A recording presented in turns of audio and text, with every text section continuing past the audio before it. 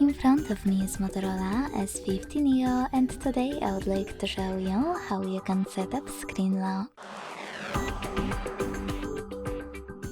Begin by launching settings and scrolling down to access security and privacy.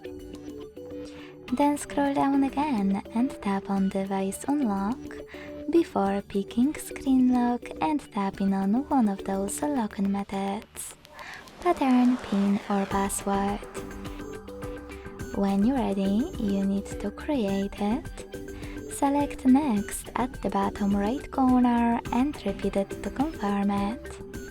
Then select confirm.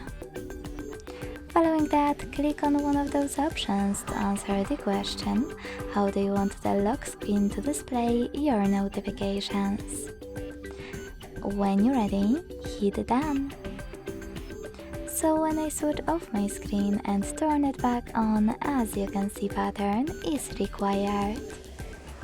Thanks so much for watching. If you enjoyed this video, leave a like, comment and subscribe. Bye!